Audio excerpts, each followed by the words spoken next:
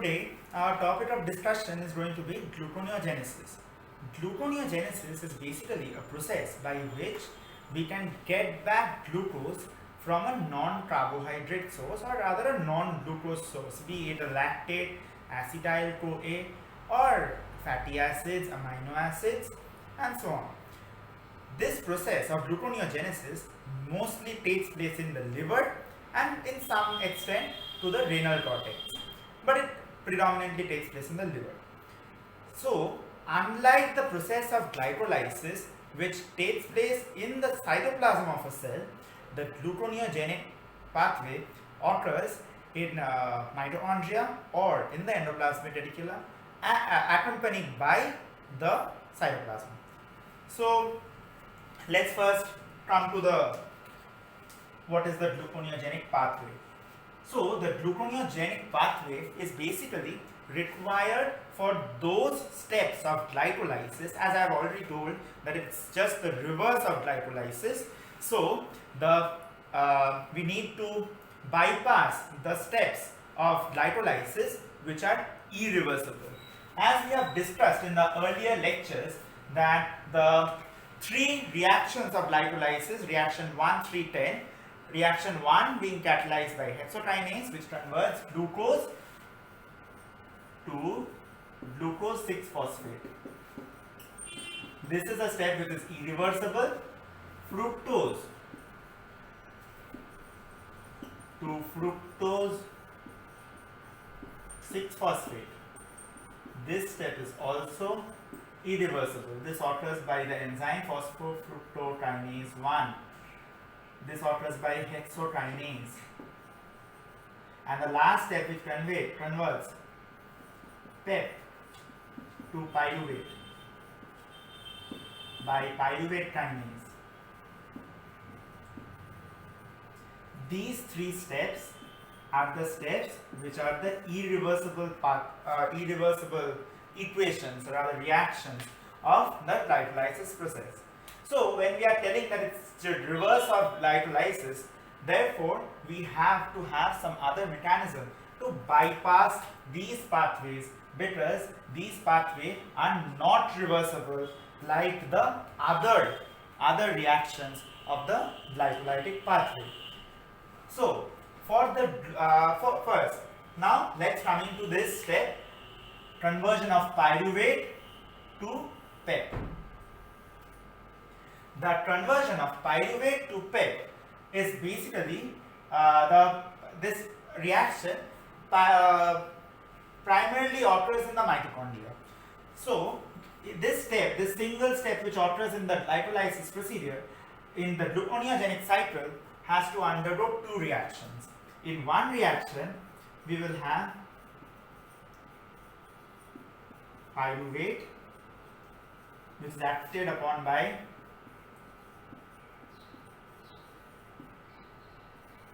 pyruvate carboxylase. It is acted upon by pyruvate carboxylase. This is an enzyme which requires biotin as a cofactor. This will eventually give rise to a product which is known as oxaloacetate. In the first step, we have pyruvate getting converted to oxaloacetate. Pyruvate is converted to oxaloacetate with the help of enzyme pyruvate carboxylase. So obviously there is an entry of CO2, one molecule of CO2 in this step, and it finally gives rise to oxaloacetate. This oxaloacetate, which is formed in this step, is further acted upon by an enzyme called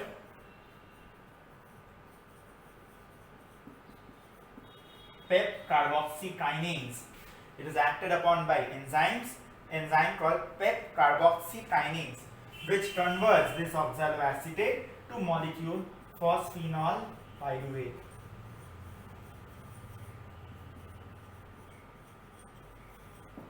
The structure being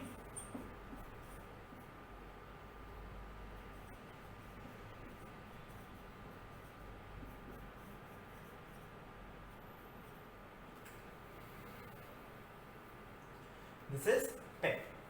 So in this step which we had PEP getting converted to pyruvate, here in the gluconeogenic pathway we have pyruvate getting converted to PEP just by instead of a single step we are having two steps. Now the most important thing is that the enzyme pyruvate carboxylase is present in the mitochondria, but the PEP carboxy kinase has several isomers. Therefore, it can be present both in the mitochondria or in the cytosol.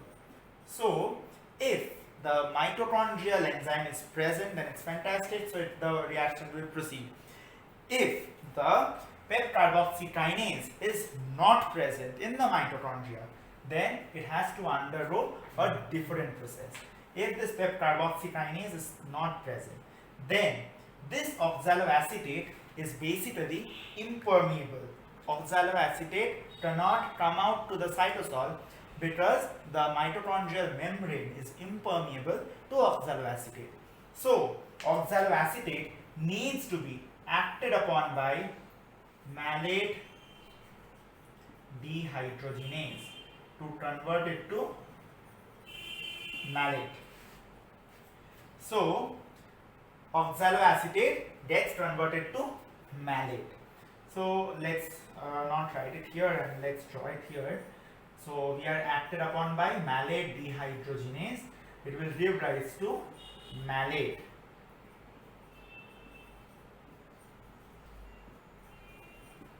This is malate. Malate is a compound which can easily move across the mitochondrial membrane. Therefore, here we are using malate dehydrogenase, which is a mitochondrial malate dehydrogenase. So, oxaloacetate is getting converted to malate. Now, the malate which is formed in the cytosol immediately gets converted again back to oxaloacetate with the help of enzyme cytosolic malate dehydrogenase.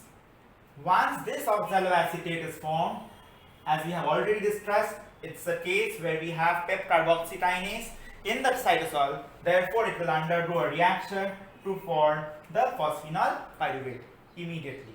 So, this process where oxaloacetate is getting converted to malate just for moving out of the mitochondrial membrane or just to move out of the mitochondria, this process is known as something called the malate shuttle.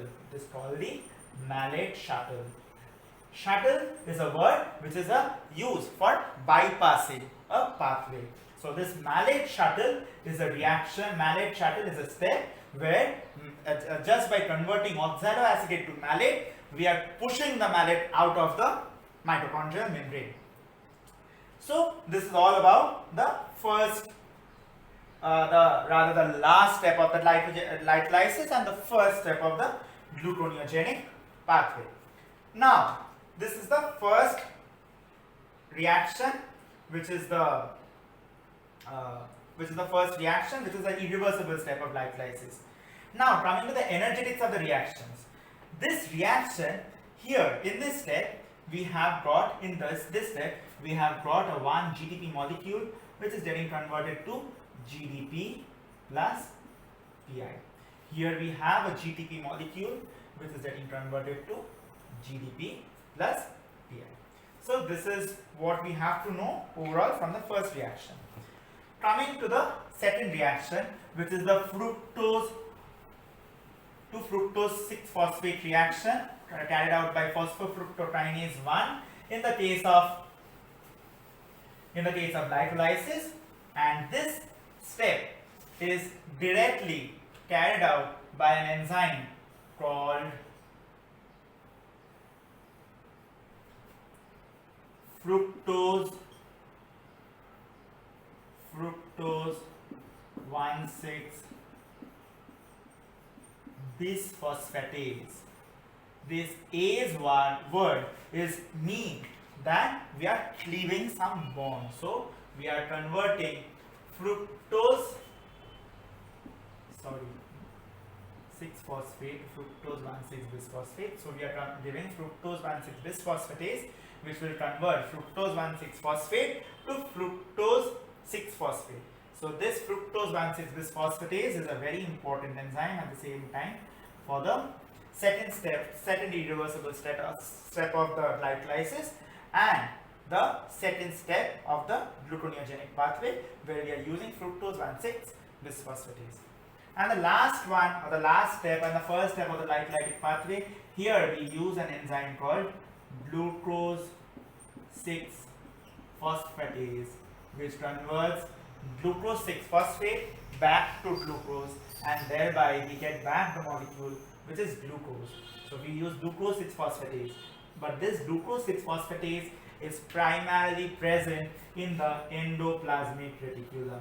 So we have got enzymes which are present in the mitochondria, in the cytosol, and also in the endoplasmic reticulum, because we have come to see that the enzymes of the last step of the glycolysis or the first step of the gluconeogenesis is present in mitochondria and the cytosol. It may be present in both the mitochondria and cytosol, and this glucose 6-phosphatase is primarily present in the endoplasmic reticulum.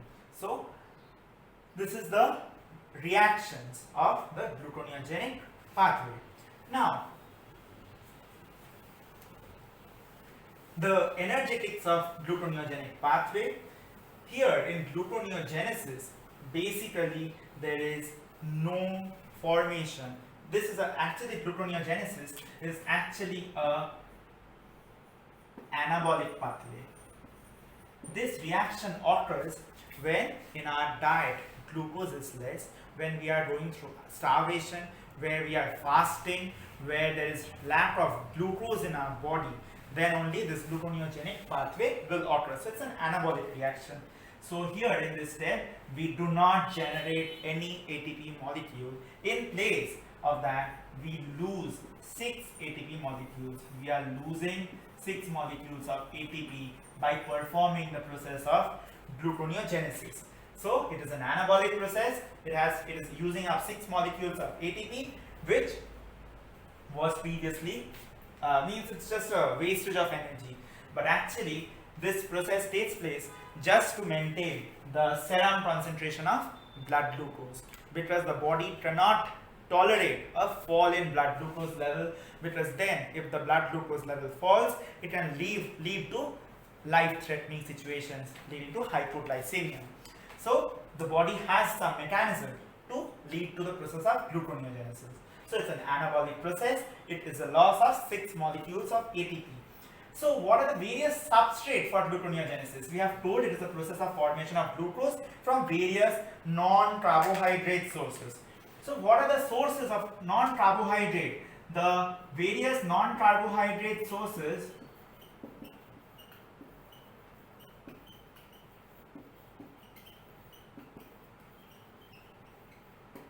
that can be used are lactate. Lactate is produced primarily in the muscles during anaerobic respiration or during strenuous exercise. It can also be formed from alanine through glucose alanine cycle. It can also be formed from glycerol, which is produced as a product of fatty acid catabolism, and it can also be produced from propionyl CoA. So these are the 4 reactions primarily from which we can get back glucose molecule. So this alanine basically falls under protein.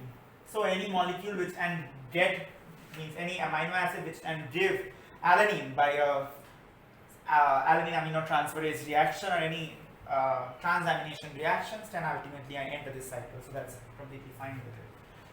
So what is lactate? Lactate, so now let's concentrate individually on each of the pathways. Achha, let's first talk about the propionyl CoA. Propionyl CoA is a compound which is produced from only odd chain fatty acid degradation. So this propanyl CoA is a compound which is formed only by odd chain fatty acid degradation. This propanyl CoA is not at all formed by any even chain fatty acid. So this propanyl CoA, which is a very important compound which ultimately will enter the glycolytic pathway to form the glucose, is basically formed by odd chain fatty acid degradation. Coming to glycerol.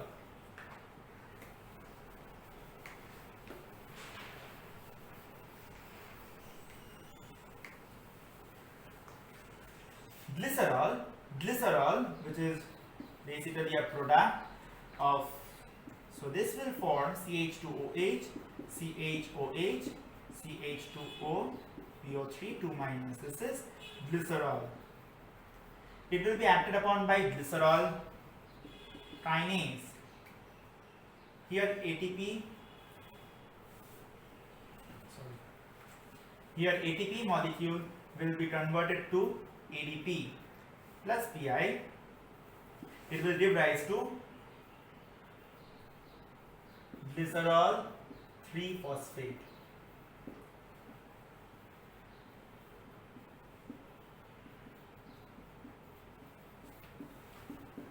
This glycerol 3-phosphate, when it is acted upon by glycerol 3-phosphate dehydrogenase, it will give rise to a product which is called dihydroxyacetone phosphate.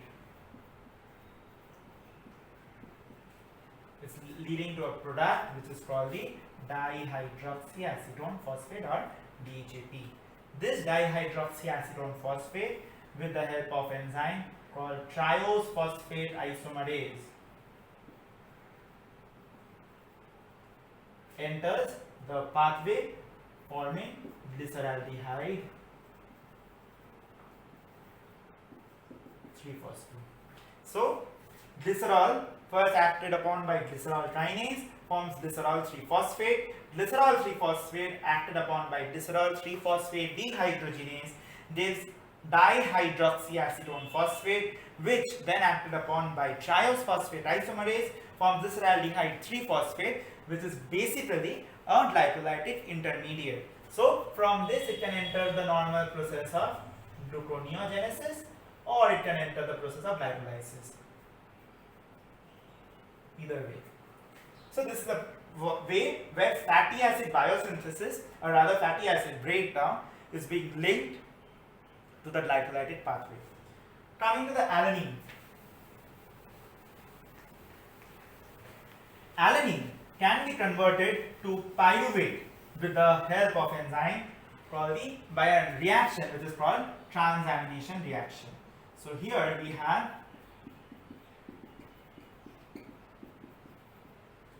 alanine will be acted upon by an alpha ketoglutarate to form pyruvate plus we will be getting glutamate. This is the reaction which is it's called ALT or alanine aminotransferase reaction. This reaction is a transamination reaction. It will require, and this requires several PLP as a cofactor, which is pyridoxal phosphate as a cofactor. So this reaction will give rise to this product, which is nothing but pyruvate. This pyruvate then can enter the process of gluconeogenesis. So this is how we can say that protein synthesis is also indirectly linked to the gluconeogenesis process. So this is how, in the case of deficiency of carbohydrate molecules, ultimately protein breakdown can also lead to the formation of glucose. Coming to lactate.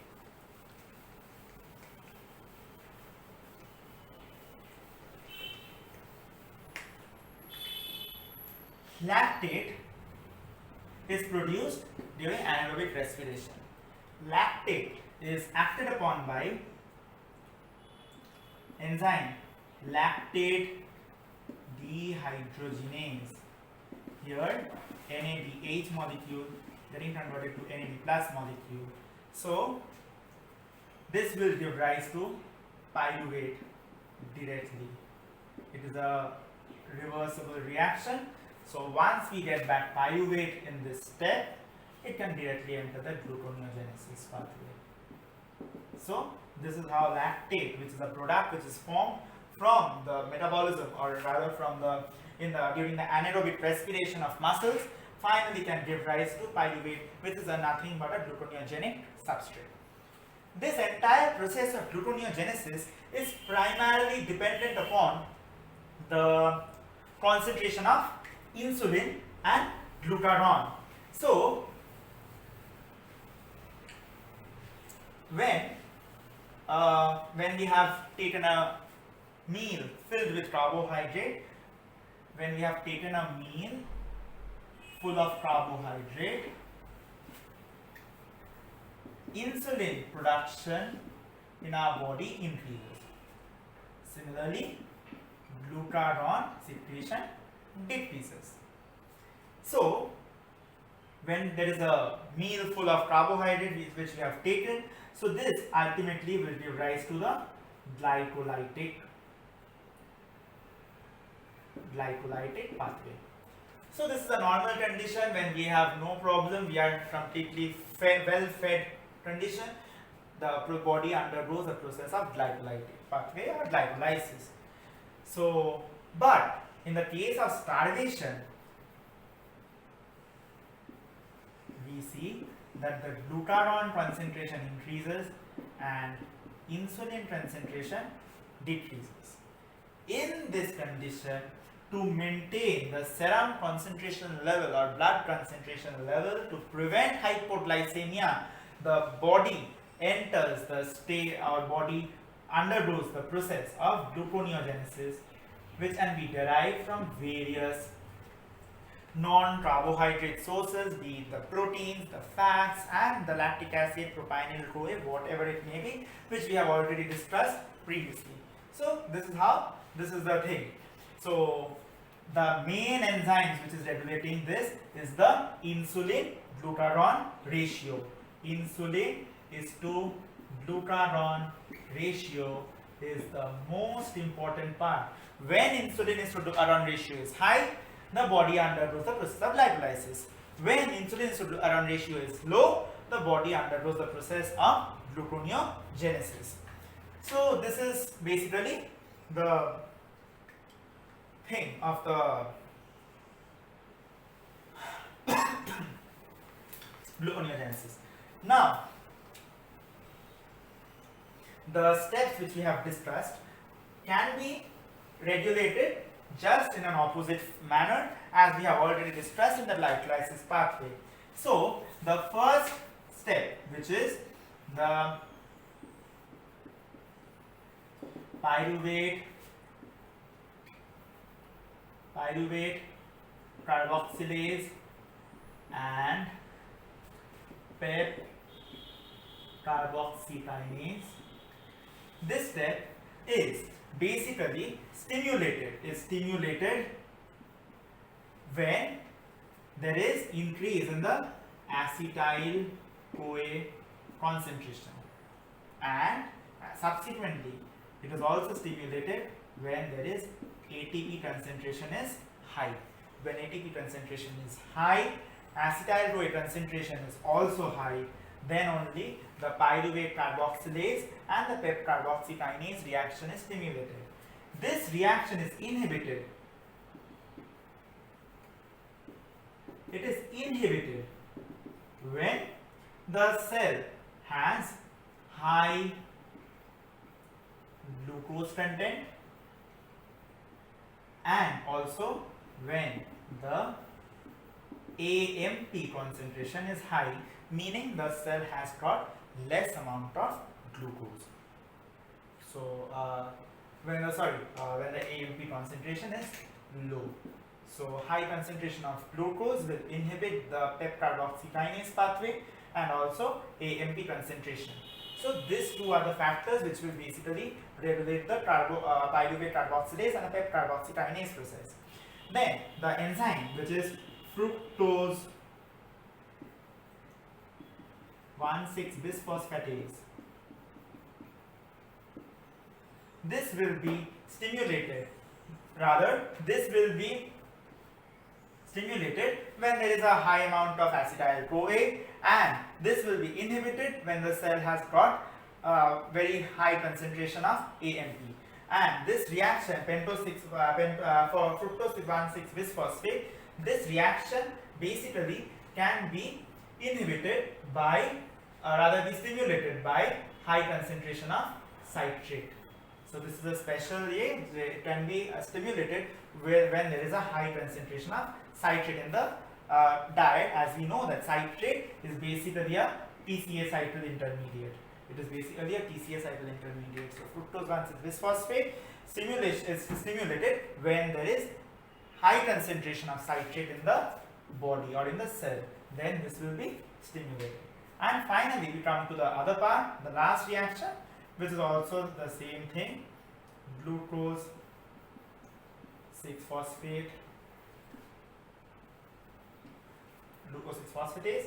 This reaction is again dependent on the same thing, acetyl-CoA, concentration of glucose. If the glucose concentration is high, then the body will not allow this process to take place, and so this process can only take place, this enzyme only gets activated only when glutathione is stimulated and when there is lack of glucose in the body, or when there is deficiency of glucose in the diet. So we need to create more glucose molecule, so that's why these reactions are stimulated. So this is more about gluconeogenesis. In our subsequent lectures, we are going to focus on the glycogenolysis and glycogen synthesis. Thank you.